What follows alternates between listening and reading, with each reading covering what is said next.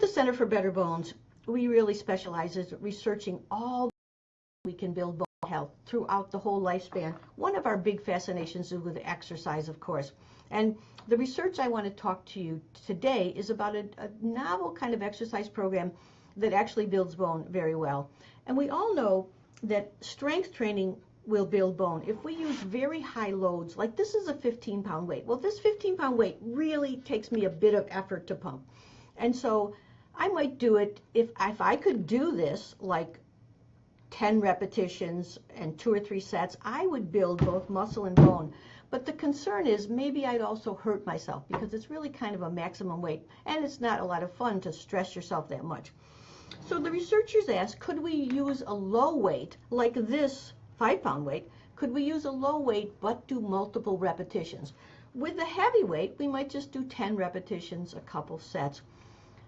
But with the low weight, maybe just 20% of my maximum capacity. I could do this for many, I could do this for a long time. And so they actually did that study. They took low weights. They did 8 different exercises, things like squats and bicep curls and deadlifts. And what they did is they had people do multiple repetitions. So first people learn the proper form, and that's important if you try to do this, learn the right form. And then they worked up to being able to do 100 repetitions of each of these 8 exercises. It only took about 6-7 minutes to do the 100 repetitions after people got used to it. And as people got a little stronger, as they said, gee, I did 100, and it's kind of getting a little bit light now, they would increase the weight. They did this for 6 months, 8 different exercises, 100 repetitions for 6 months, increasing the weight as they felt they could. And they got really amazing gains in bone density. For the arms, for example, there was a 4% increase, the legs an 8% increase, the pelvis a 6% increase, and the spine a 4% increase in bone. Muscle also increased, but what's striking to us is that the bone increased. And so this is actually a program that you might find at your gym. It's called Body Pump. It's a New Zealand program, and they sponsored this study with Penn State. I think it's quite remarkable because it shows, yes, you can build bone with exercise. Yes, you must do a bit more than you're used to doing, and you must build muscle. But we keep in mind that the average woman is going to lose 45% of her bone and 45% of her muscle as she moves from 35 to 85. And the question is really staying strong and fit lifelong. So this program will help you stay fit, and it will also help you to build bone density in quite a remarkable way. So we're not just doing it for bone. As we always talk, we're talking about better bones, better body. So if you like to do strength training, if you want to get strong, do low weights, multiple repetitions, it should work for you. I've just written a blog on it. You'll find it. It's a study by Peterson and colleagues. I like it a lot. Now, let's talk about your questions. Several people have sent in different questions. Let's see if we can answer these easily for you. One of the questions that was written in, while you're typing in your question, let me tell you one that someone wrote in a little bit earlier. And this is the question about the weighted vest. The person has the weighted vest. They want to know how much they should use it. In the research projects looking at this vest, they had people use it 3 or 4 times a week for perhaps 1 hour. What I find is it's really excellent if a person likes to walk, that they just wear the vest as they walk. If you do some heel drops or hops when you're with it, all the better, because there's more impact.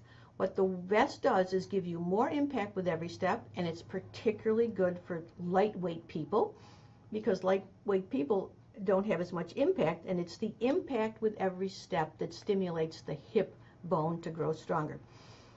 The vest also helps the spine because it's a weight on the spine, and it can help you develop spinal strength, and we always want to stand real erect and use that vest when we walk. We can certainly use it as we're around the house. I must say, the one study I saw where people were able to build bone density, where women built bone density during the menopause transition and in early menopause, a time when the average woman loses 10% of her bone mass, and I see many women that lose 20% of their bone mass during the first 5 years before their last period and the first 5 years after. So that's a window you really want to pay attention.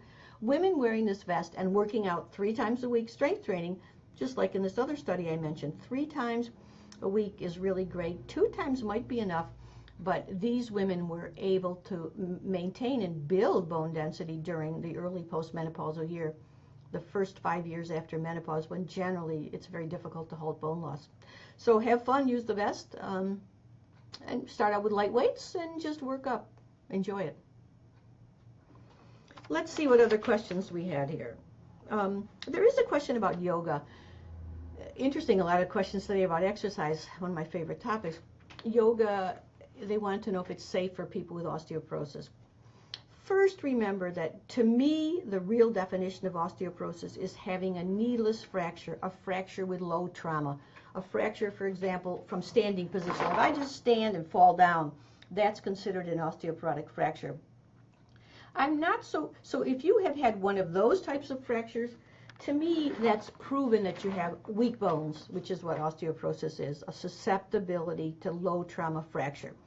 If you would go to a doctor and they say, oh, you have osteoporosis because your bone density is low, yet still you have good muscle strength, you haven't fractured, I am not so concerned about any hazard with yoga. In fact, yoga is very excellent. It's a great way to build muscle strength and build bone strength. With yoga, you also have the tendons pulling on the bone, actually causing those bones to bend a bit, and that encourages the signal to build bone. So you only need to have special precautions if you have experienced a fracture, or if you have extremely low spinal bone density, or have other back problems. What happens with a typical yoga posture is when you bend forward, it's called a flexion exercise. When you bend forward, you put specific stress on those the vertebral bodies. They put a lot of pressure on them. So if they were weak, you could possibly get a compression fracture. So if you have an extremely weak spine, it's always wise to talk with your physical therapist, talk with the doctor, and the yoga teachers, if necessary, can adapt those movements so you don't do too far. Like, you never want to bend over and pick up weights like this. In fact, even at Home Depot, they tell the guys not to do that. You want to squat down and pick up the weights because you don't want to put that compression on your back. So you can easily modify the yoga. If you had spinal fractures, take special care, or if you have extremely low bone density of the spine. But the average person who's told they have osteoporosis has not fractured. Could be just a thin person that has a lower bone density because of the size of her bones. You remember that these machines are really dependent on the size as much or more than the density. So, yeah. Catherine asks, at what point would you recommend bisphosphonates? Another question just came in. Jean is helping me here in the background reading your questions, and the question from Catherine is, at what point do you recommend bisphosphonates? And I could extend that to say, at what point do I recommend any osteoporosis drug? Well, you know, we all have a choice. We all have a choice of how we want to do things. Here at the Center for Better Bones, our goal is to work with nature to naturally try to regenerate bone health. So we have a very specific program. We have an alkaline diet, we have specific exercise program, we have stress reduction, we have a whole series, and very important, of the key bone nutrients that we deliver and make sure a person alkalizes. And we take the trouble, so if a person is doing all those steps of the program and we cannot control the bone loss, and you can measure the bone loss several ways, by bone density and by these markers of bone breakdown, then of course we have to think, what are we going to do? And the first thing we do, however, is we look for the causes of the bone loss. If you say, look, I really think I should use bone drugs, that's fine, but what we suggest is first, before you cover up the problem with a bone drug, try to find out what the cause is. And you'll notice on our website, we have a whole medical osteoporosis workup. And one of our major campaigns here at the Center for Better Bones over the last couple years has been encouraging women and doctors to do tests to find out what the cause is of the bone loss. So many people I see are given drugs when really they had a vitamin D deficiency, or they were losing calcium in the urine, or they had a parathyroid problem, or that they had too high cortisol that was damaging bone, or they had an autoimmune disease that was causing bone loss. We're all about building total body health, and sure, there's going to be a role for drugs for some people, and some people just want to do them because it's more convenient. But if you're interested in total body health, it's good to try to find out the cause of the bone loss. And then if they either can't find out the cause or it can't be corrected, you know, this is when we consider the need to have a stronger intervention like a bone drug. I hope that answers your question. And if not, just, you know, write some other comments. We'll be doing these chats every now and then, and we can try to figure out the points that aren't clear. Let's see what other questions we have here. There was a question that was sent in to me earlier about the alkaline diet. You know, we're really champions of the alkaline diet, and why do I put so much emphasis on the alkaline diet? And I want to just tell you succinctly that the measure that an alkaline diet is a diet high in fruits, vegetables, nuts, and seeds. This is a high antioxidant, high anti-inflammatory diet. And we know that osteoporosis is essentially a case of inflammation where the body is breaking down bone. And so we want a strong anti-inflammatory diet, and this is the alkaline diet. And we have people measure their first morning urine. In fact, we have a whole pH test kit because it's so important to us, because the urine pH is going to tell you one really essential thing. Well, it's going to tell you several things. It's going to tell you if you have your cells and your body chemistry in a position that's going to allow you to produce protein really well, to preserve bone, to have best immune function. But it also tells us specifically if you have enough minerals. So what a simple way. If you say to me, Susan, how do I know if I have enough magnesium, zinc, calcium? We look at the first morning urine. And why is that so?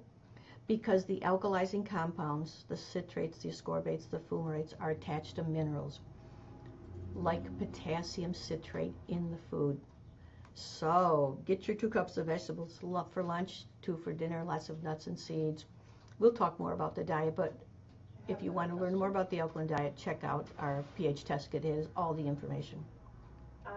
Barbara asks, I just found out I have osteoporosis, 70 years old. I'm trying to learn all these tips before taking the meds. So I guess it's more of a comment. What do you have any advice for her?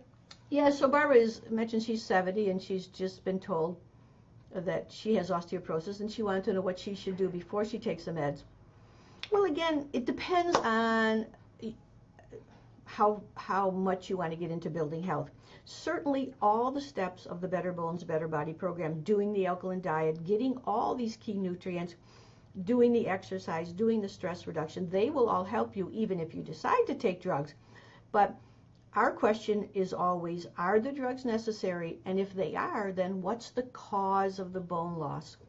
So if you certainly do all the steps of our program, certainly getting your pH in balance, doing all the nutrients will help. In fact, now we're seeing medical literature showing how all these nutrients help even, you know, in addition to drugs. You still need all the nutrients to build bone, and you still need an alkaline diet even if you take drugs. And what the drugs do is generally they bring premature death to the cells that break down bone. They disrupt the bone renewal process. But Barbara, if you're comfortable with that, do our program along with your drugs. And if you want to really go further, check and have the doctor do this medical osteoporosis workup to see if there's any cause for bone loss that you can correct. And good luck. When we see a client, the first thing we do is go over the possibility that there's some hidden causes of bone loss, and we work to correct those. And there's a whole series of physicians, a new breed of physicians called functional medicine. And these physicians also are dedicated to looking to the causes of the problem, taking a little more time trying to find out what's going on. Let's see what other questions we have here today.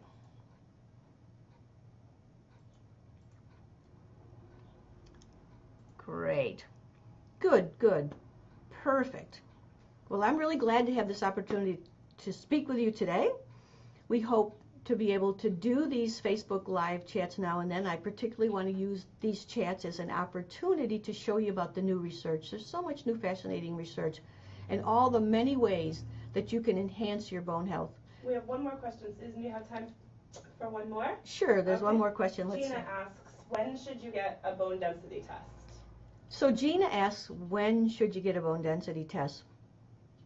You know, that's a really good question. Occasionally I see a young person come in with a bone density test, and that's usually because they suspected there was a problem. The woman might have lost her periods, or she might have anorexia, or she might have used steroid drugs. These kind of things damage bone. So occasionally they do a bone density test before menopause, like in their 30s and their 40s because of this. But generally the tests are done around menopause. I think the wisest approach really, if you have any kind of family history of risk or any concern with osteoporosis, is to get them measured right around the time of the first irregularity of the menstrual period. It's very interesting.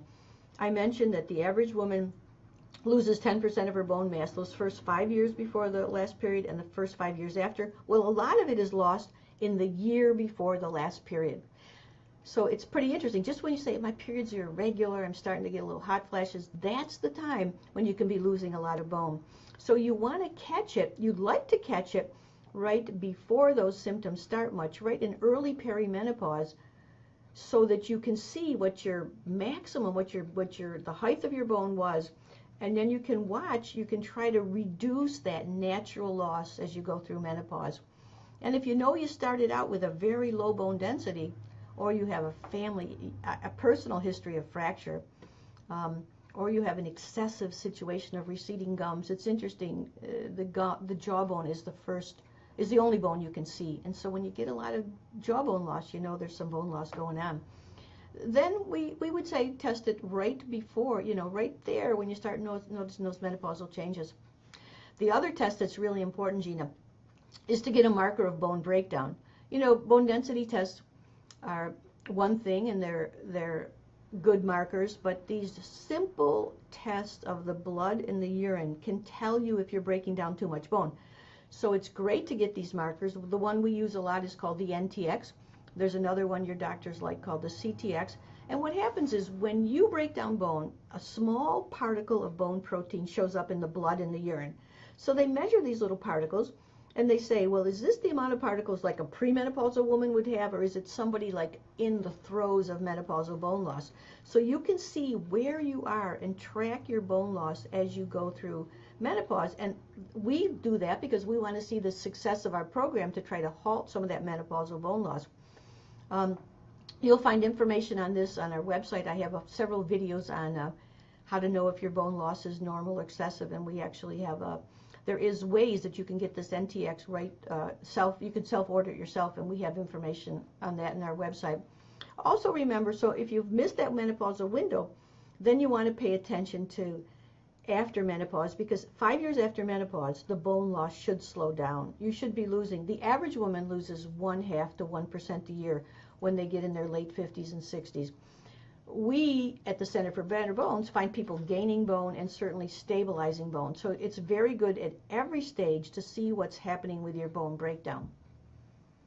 And I've discovered a new phenomena where people are not breaking down a lot of bone, but they're building up very little. This is called low turnover osteoporosis. I'll be chatting with you about it. We're going to be writing some articles on it.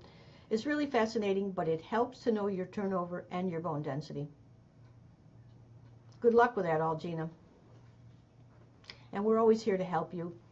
We'll do these chats now and then, and of course we offer private consultations for people who want to really dig in and find out what's going on. So I wish you all better bones, better body, lifelong health, and we'll talk again soon.